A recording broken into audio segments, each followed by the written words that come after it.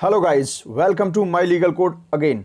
I am Ashu R Lavania. First of all, I am sorry. मैं कुछ महीनों बाद वीडियो लेकर के आया हूँ because of hectic schedule during कोविड-19. एज यू नो, सब जानते हैं इस बात को. आज इस वीडियो में हम डिस्कस करेंगे इंडियन पॉलिटी एंड गवर्नेंस का chapter 24 relations between the centre and the states, वो भी वन लाइनर फॉर्म्स में. तो आप किसी भी कंपटीशन की तैयारी अगर कर रहे हैं तो ये वीडियो आपके लिए है द बेस्ट. उससे पहले आप हमें फॉलो कर सकते हैं दी हुई डिटेल्स पर. वीडियो को एंड तक देखें क्योंकि एक इंपॉर्टेंट क्वेश्चन मैं पूछूंगा वीडियो के आखिरी में, तो पूरे वीडियो को ध्यान से देखना है, स्किप नहीं करना है. चलिए स्टार्ट करते हैं आज का टॉपिक. जैसा कि आज का टॉपिक है relations between the centre and the states, मतलब कि राज्यों व केंद्र सरकार के बीच में जो संबंध होते हैं उनके बारे में. वेरी इंपॉर्टेंट टॉपिक है. देखिए, first, the centre state relations in India are influenced by. यहां पर बात की जा रही है कि केंद्र व राज्यों के संबंध निम्न में से कौन कौन सी चीजें हैं. ऐसे क्वेश्चन आ सकता है, आपको ऑप्शन दिए हुए होंगे कि किन किन चीजों का इन्फ्लुएंस, प्रभाव पड़ता है केंद्र राज्य संबंधों में. Number 1, provisions of the constitution. आप जानते हैं कि हमारे देश में कोई भी कानून प्रक्रिया किसी भी तरीके की चलती है वो संविधान के अंतर्गत ही चलती है, संविधान के दायरे से बाहर कुछ नहीं हो सकता है. सेकंड, प्लानिंग प्रोसेस, मतलब कि योजनाओं को बना करके. जानते हैं स्टेट अपनी योजनाएं बनाता है, सेंटर अपनी योजनाएं बनाता है, दोनों मिलकर भी कुछ योजनाएं बनाते हैं. तो सारा जो रिलेशन है वो योजनाओं के, किसी भी मामले को लेकर के योजनाएं बनाई जाएंगी, योजनाओं पर सहमति होगी और इसी तरीके से केंद्र व राज्य संबंध चलेंगे. Next, conflict of political interest. आपको पता होगा कि कभी केंद्र सरकार, आप जनरली मैं आपको बताऊं, जैसे कि इलेक्शंस भी आते हैं तो केंद्र सरकार कहीं अपनी सरकार ना बना ले, किसी राज्य में किसी की सरकार है उसका प्रभाव ज़्यादा ना हो, तो अलग अलग बातों को लेके दोनों के बीच में कॉन्फ्लिक्ट्स चलने लग जाते हैं. ठीक है, पॉलिटिकल कॉन्फ्लिक्ट्स, जो मतलब राजनीतिक हितों को देखते हुए लोग आपस में लड़ने लग जाते हैं. उसकी स्टेट गवर्नमेंट आपके केंद्र सरकार से सहमति नहीं रखती है, उसे लग रहा है कि वहाँ पर उसकी सरकार ना आ जाए, केंद्र को लग रहा है कि उसके एरिया में किसी और की सरकार ना आ जाए. तो इन चीज़ों को लेकर के, राजनीतिक हितों को लेकर के डिस्प्यूट्स रहते हैं, तो ये भी इन्फ्लुएंस करते हैं केंद्र व राज्य संबंधों को. The dominance of desire to dictate. दोनों में आपको पता होगा कि राज्यों को हमेशा एक शिकायत रहती है कि कई मुद्दों पर उन्हें स्वायत्तता दी जानी चाहिए, केंद्र आकर के वहां पर अपनी शक्तियों का प्रयोग करके उनके डिक्टेटरशिप को, मतलब जो वो चाहते हैं जिस तरीके का राज करना, उसे कंट्रोल करता है. ठीक है, ऐसे कुछ डिस्प्यूट्स होते हैं. तो ये मैंने 4 पॉइंट्स बताए हैं. ये चारों के चारों जो होते हैं केंद्र राज्य संबंधों को इन्फ्लुएंस करते हैं, प्रभावित करते हैं. नेक्स्ट, देखिए, जब भी केंद्र सरकार व राज्यों की सरकारों के बीच में कोई भी वित्तीय मामला होता है, ठीक है, वित्त से संबंधित, फाइनेंस से संबंधित कोई भी मामला होता है, वह किसके बीच में डिस्कस किया गया है? हमारे संविधान के आर्टिकल 268 से लेकर 281 तक, between article 268 to 281 of the constitution of India. Understood. Next, देखिए, केंद्र राज्य जो संबंध हैं वो किस किस चीजों पर डिपेंड करते हैं? कॉन्स्टिट्यूशनल प्रोविजंस, मतलब कि केंद्र और राज्यों के संबंध हमेशा की तरह किसके दायरे में रहेंगे? संवैधानिक प्रावधानों के दायरे में. दूसरा, कन्वेंशंस एंड प्रैक्टिसेस. आपको पता होगा केंद्र राज्य सरकारें अलग अलग मुद्दों पर, अलग अलग पॉलिसीज पर कन्वेंशंस करते हैं, प्रैक्टिस करते हैं, एक दूसरे के साथ सहयोग देते हैं, कोलैबोरेट करते हैं. तो ये, इससे भी केंद्र राज्य संबंध एक दूसरे के लिए मजबूत रहते हैं. Judicial interpretation. कभी कभी क्या होता है कि केंद्र और राज्यों के बीच में, सरकारों के बीच में संवैधानिक प्रावधानों को लेकर के कुछ बहस हो जाती है, मिसअंडरस्टैंडिंग हो जाती है. वो कहते हैं कि इसके हिसाब से, संविधान के हिसाब से ये ठीक है, और कुछ कहते हैं कि नहीं, इसका मतलब ये है. तो ऐसे जब कोई भी कॉन्फ्लिक्ट होता है तो इसमें जुडिशियल इंटरप्रिटेशन होता है, मतलब कि जुडिशियरी बीच में आती है और वह सही मायने में संवैधानिक व्याख्या को वहां पर करके इन दोनों के बीच में रिलेशंस को मेंटेन रखती है. Mechanisms for dialogue. ये सब जानते हैं, जब दो लोगों में कोई भी डिस्प्यूट होता है तो उनके बीच में डायलॉग होते रहने चाहिए, उससे मामलों को सुलझाया जाता है. Next, a federal policy involves. जो देखिए संघात्मक, आप कहते हैं संघात्मक पॉलिसी जो होती है, संघात्मक नीति में क्या क्या होता है? अगर आपसे पूछा जाए संघात्मक, ये मैं कई बार डिस्कस कर चुका हूं अपने प्रीवियस लेक्चर्स में कि फेडरल का मतलब क्या होता है. This is like the group of states, 2 और मोर स्टेट्स, उसे कहते हैं फेडरल. तो अगर फेडरल पॉलिसी है तो इसका मतलब क्या है? इसका मतलब ये है कि उसमें केंद्र राज्य व आपस में राज्यों के संबंधों के बारे में बात की गई है. ठीक है, क्योंकि मैंने पहले ही बताया फेडरल मतलब 2 और मोर स्टेट्स. ठीक है, तो यहां पर ज्यादा से ज्यादा 2 या 2 से ज्यादा राज्यों के बीच का, या केंद्र या किसी राज्य के बीच में, या केंद्र या राज्यों के बीच में, मतलब किसी भी तरीके का आपस में संबंधों को लेकर के बात की जाती है. तो उस पॉलिसी को क्या कहते हैं? फेडरल पॉलिसी और मैकेनिज्म फॉर सॉल्विंग डिस्प्यूट्स। मैं पहले ही बता चुका हूं कि इन ग्रुप्स में चाहे यूनियन स्टेट का हो, चाहे यूनियन या स्टेट्स का हो, या आपस में एक दो कई राज्यों के बीच का कोई भी डिस्प्यूट हो, तो उनके बीच में डिस्प्यूट को रिजॉल्व करने का भी एक मैकेनिज्म होना चाहिए। यहां तक क्लियर? चलिए आगे बढ़ते हैं कि संविधान में कौन से 2 आर्टिकल्स हैं जिनमें राज्यों तथा केंद्रों के बीच संबंधों के बारे में बात की गई है। वो है article 245 and 246। Next, article 249 of COI, constitution of India. COI stands for constitution of India, deals with, देखिए संविधान का आर्टिकल मतलब कि अनुच्छेद 249 किससे डील करता है? तो याद रखिएगा कि पार्लियामेंट मतलब कि संसद को कुछ कानूनी शक्तियां हैं, विधायी शक्तियां हैं। किसके मतलब से? स्टेट लिस्ट, मैंने आपको शायद पहले बताया भी है, शेड्यूल 7 मतलब कि अनुसूची 7 में डिस्ट्रीब्यूशन ऑफ पावर्स, शक्तियों का वितरण हुआ है। उसमें एक यूनियन लिस्ट है, एक स्टेट लिस्ट है, कॉन्करेंट लिस्ट है। इसके बारे में मैं पहले भी डिस्कस कर चुका हूं, आगे भी डिस्कस करता रहूंगा। अभी बात ये याद रखिएगा कि भारत के संविधान में अनुच्छेद 249 जो है उसमें उसके अंतर्गत पार्लियामेंट मतलब केंद्र को कुछ विधायी शक्तियां हैं कि वह राज्य सूची में संबंधित विषयों पर भी हस्तक्षेप कर सकता है या कानून बना सकता है। Next, a resolution passed under clause 1 of article 249 shall remain in force for a period not exceeding, देखिए इसी अनुच्छेद 249 का एक उपवाक्य है, मतलब कि क्लॉज 1 है, उसके अंदर अगर कोई भी रेजोल्यूशन पास होता है तो वह सिर्फ 1 साल के लिए फोर्स में रहेगा, या मतलब कि वह कब तक वैलिड रहेगा? 1 साल तक। इसके अलावा देखिए जिन सब्जेक्ट्स या जिन विषयों पर केंद्र व राज्य सरकार दोनों मिलकर के कानून बनाते हैं, वो सूची कौन सी होती है? मतलब कि वो विषय किस सूची में होते हैं? उस सूची को कहते हैं कॉन्करेंट लिस्ट, मतलब कि समवर्ती सूची। नेक्स्ट, शेड्यूल 7 अनुसूची 7, अनुसूचियों के बारे में आपको पता होगा, इनिशियली ये 8 थी, बाद में 4 और जुड़ी, टोटल 12 हैं। तो उनमें से जो 7वीं अनुसूची है वह केंद्र तथा राज्यों के बीच में शक्तियों के वितरण के बारे में बात करती है। ये मैं पहले भी आपको बता चुका हूं। नेक्स्ट, जब बात करें, आपको पता होगा कि भारत का संविधान भागों में बटा हुआ है, तो भाग 11 है वो केंद्र व राज्यों के बीच शक्तियों के वितरण से संबंधित है। ठीक है, डायरेक्ट क्वेश्चन आ जाता है, वेरी इंपॉर्टेंट। नेक्स्ट देखिए, अगर कोई भी मामला, कोई भी विषय जो है ना तो स्टेट लिस्ट में है, ना यूनियन लिस्ट में है, ना कॉन्करेंट लिस्ट में है, ऐसे कोई मामले होते हैं, वो ऑटोमेटिक, इनको कहते हैं रेजिड्यूरी पावर्स, मतलब कि अवशिष्ट शक्तियां।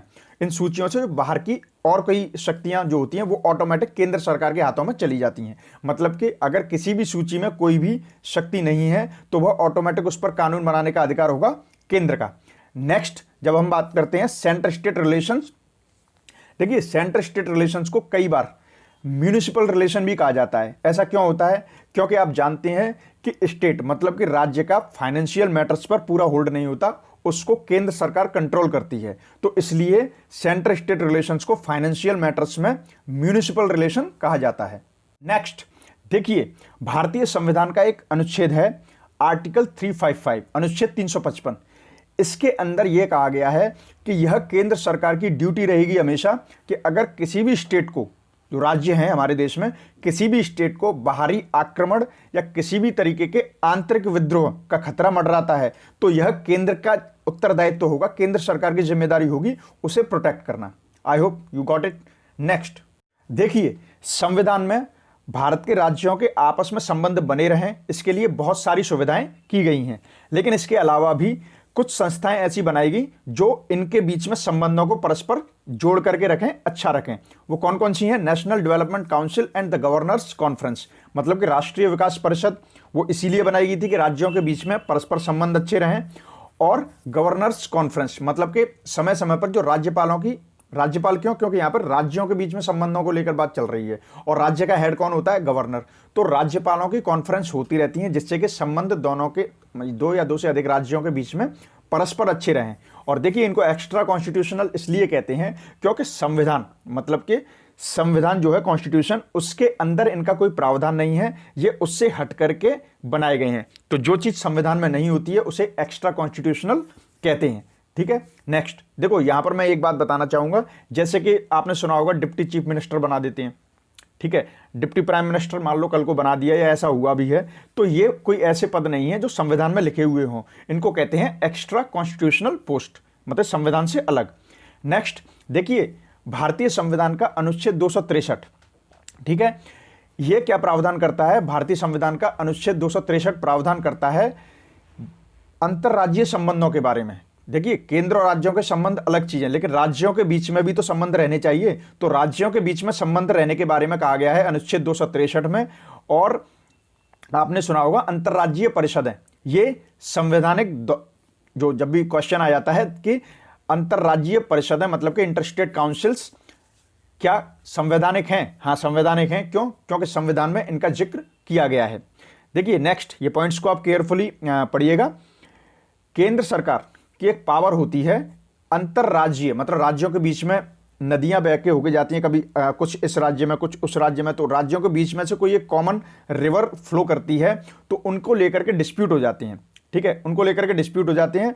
तो यह इन डिस्प्यूट्स के बारे में संविधान के अनुच्छेद 262 में इनका जिक्र किया गया है। Next, interstate water dispute act 1956। देखिए, ये जो एक्ट है अंतर्राज्यीय जल विवाद अधिनियम जो है 1956 में बनाया गया था और हाल ही में 2019 में प्राइम मिनिस्टर नरेंद्र मोदी जी ने इसका एक बिल अप्रूव किया है, इसे याद रखिएगा। नेक्स्ट, नेशनल वाटर पॉलिसी, ये 1987 में बनी थी। राष्ट्रीय जल नीति 1987 में बनी थी। आगे चल के 2002 में 2012 में इन्हें रिव्यू करते रहे हैं, उसको भी ध्यान में रखिएगा, लेकिन ये बना कब था? 1987 में। नेक्स्ट देखिए, क्षेत्रीय परिषदें किस तरीके से क्षेत्रीय परिषदों को का स्वरूप मतलब उन्हें निर्माण किया जाता है या उनको फाउंड किया जाता है, किसके द्वारा? Parliamentary laws. मैंने आपको पहले भी बताया है कि कॉन्स्टिट्यूशन में जिक्र है और पार्लियामेंट मतलब संसद के कानून के द्वारा ही इनको फॉर्म किया जाता है क्षेत्रीय परिषदों को। नेक्स्ट देखिए, केंद्र राज्य संबंधों के जो केंद्र राज्य संबंधों के बीच में एक डिमांड हमेशा से बढ़ती रही है। तो इसके पीछे सबसे पहले आप जानिएगा, वो इसलिए बढ़ती रही है कि केंद्रों के पास विकास कार्यों को बढ़ावा देने के लिए पर्याप्त संसाधन नहीं है। एक बार फिर समझा देता हूं। देखिए, केंद्र और राज्यों के बीच में विवादों को, या विवाद तो नहीं कहेंगे यहां पे, इसको करेक्ट कर देता हूं, केंद्र राज्य संबंधों को लेकर के हर बार डिमांड उठती रही है कि इनको रिव्यू किया जाना चाहिए, इन पर दोबारा विचार किया जाना चाहिए, क्योंकि मौजूदा परिप्रेक्ष्य में जो कुछ भी संबंधों के बारे में लिखा हुआ है उसमें यह निकल करके आता है कि राज्यों को अपने राज्य में विकास कार्यों के प्रोजेक्ट बनाने के लिए पर्याप्त संसाधन नहीं है। तो ये संसाधन उन्हें मिलें जिससे कि वह अपने राज्यों में विकास कार्यों को बढ़ावा दे सकें। इसलिए केंद्र राज्य संबंधों की जो नीति है उसको रिव्यू या पुनर्विचार किया जाना चाहिए। जो मौजूदा हालात में जो भी संसाधन है या जो भी प्रावधान है उनको पुनर्विचार में लाना चाहिए। नेक्स्ट देखिए, तो संवैधानिक एक प्रोविजन व्यवस्था है कि आर्टिकल 265 अनुच्छेद 265 है, वो इस बात को कहता है कि किसी भी तरीके से ना तो लोगों पर टैक्स लगाया जा सकता है और ना उनसे टैक्स वसूल किया जा सकता है। कब तक? जब तक कि वह पूरी प्रक्रिया कानून की तरीके से ना हुई हो। मतलब कि कानूनी प्रक्रिया को ध्यान में रखते ही आप नया टैक्स लगा सकते हैं या नया टैक्स लगा करके पैसा वसूल कर सकते हैं। यह प्रावधान किसमें है? हमारे भारत के संविधान में। नेक्स्ट देखिए, सबने सरकारिया कमीशन मतलब कि सरकारिया आयोग सुना होगा, नहीं सुना है तो आप सुन लीजिए। जब भी सरकारिया आयोग आएगा याद रखिएगा, केंद्र और राज्यों के बीच में संबंधों को लेकर के इनने रिकमेंडेशंस मतलब कि सिफारिशें दी थी।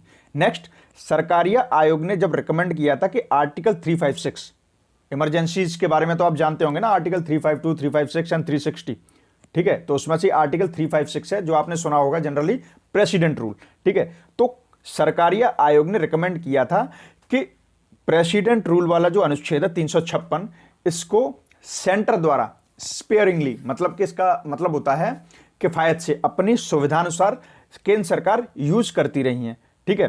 क्यों? क्योंकि the political parties that came to form the government at the centre misused article 356। Generally होता क्या है, आप समझिए कि अगर केंद्र में कोई सरकार है, उन्हें राज्य में कोई भी थोड़ा सा भी शिकायत का मौका मिल जाए, क्योंकि आपको पता होगा प्रेसिडेंट रूल कैसे लगता है, जब लॉ एंड ऑर्डर को ऐसा दिखा दिया जाता है कि वो मेंटेन नहीं है, तो केंद्र कभी कभी अपनी किफायत के हिसाब से वहां पर लॉ एंड ऑर्डर को ब्रीच करके दिखा देती है और वहां के पूरे डेमोक्रेटिक इलेक्शंस की सरकार को रद्द कर देती है और वहां पर नए इलेक्शन करवाती है। तो इसी बात को लेकर के सरकारी आयोग ने रिकमेंड किया था कि अनुच्छेद 356 को अपने हिसाब से यूज किया जाता रहा है, ठीक है, तो इसके बारे में विचार करना चाहिए।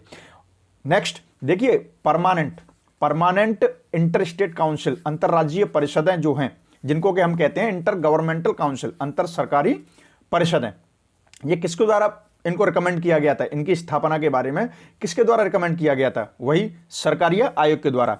नेक्स्ट, कमीशंस मतलब कि आयोग या समितियां, जिन्हें कमिटीज बोलते हैं। यूनाइटेड स्टेट्स मतलब यूनियन स्टेट्स मतलब कि केंद्र तथा राज्यों के संबंधों को सुधार करने के लिए भारत में आयोग तथा समितियां। इसके बारे में कौन कौन से आयोग हैं जिन्होंने इन्हें रिकमेंड किया था? देखिए, तो जब भी यूनियन स्टेट रिलेशंस, केंद्र राज्य संबंधों के बारे में आयोग पूछे जाएंगे, कौन कौन से आयोग बनाए गए? सरकारीय आयोग, राजमन्नार समिति, पुंछी आयोग। ठीक है, इन्हें याद रखिएगा। नेक्स्ट, भारतीय संविधान के द्वारा भारत के किसी भी राज्य को एक प्रावधान नहीं दिया गया है। वो प्रावधान क्या है? मतलब कि भारत का कोई भी राज्य फॉरेन लोन्स मतलब कि विदेशी देशों या विदेशी कहें, विदेश से, आउट ऑफ इंडिया से कहीं से भी किसी भी प्रकार का ऋण केंद्र सरकार को बिना बताए और उनकी मंजूरी के बिना नहीं ले सकता है। मतलब कि फॉरेन लोन्स जो हैं उनको स्टेट डायरेक्टली नहीं ले सकती है। और देखिए, ये कहीं ना कहीं थोड़ा सा विदेश नीति का भी हिस्सा हो सकते हैं। कल को अगर मान लीजिए स्टेट की देनदारी नहीं बनती है, कल कोई अनस्टेबल गवर्नमेंट है, वहां पर दूसरी सरकार आ गई, वो उन चीज़ों से पीछे हट रही है, तो इस केस में देश के आपस में संबंध की प्रॉब्लम आ जाती है। और आप जानते हैं कि विदेश नीति, फॉरेन पॉलिसी केंद्र सरकार का विषय है। तो यहां पर केंद्र सरकार को यह अधिकार दिया गया है कि कोई भी अगर स्टेट डायरेक्ट फॉरेन लोन्स ले रहा है तो उसे रोकें और अपनी मंजूरी पर उसे लेकर के जाएं। अगर केंद्र सरकार मंजूरी देती है तो लें, और नहीं मंजूरी देती है तो उन्हें लोन ना लेने दें। क्यों? क्योंकि अगर कल को अगर स्टेट गवर्नमेंट उस लोन को नहीं चुकाती है तो वो केंद्र की देनदारी कहीं ना कहीं हो जाती है, और इससे हमारे फॉरेन पॉलिसी मतलब कि विदेश नीति अफेक्ट होती है। और विदेश नीति किसका हिस्सा है? केंद्र सरकार का। ठीक है। नेक्स्ट, एग्रीकल्चर इनकम टैक्स, कृषि से संबंधित जो आय होती है उस पर जो टैक्स लगता है वह स्टेट गवर्नमेंट कलेक्ट करेगी। यह भारत के संविधान के किस अनुच्छेद में है? अनुच्छेद 274 में।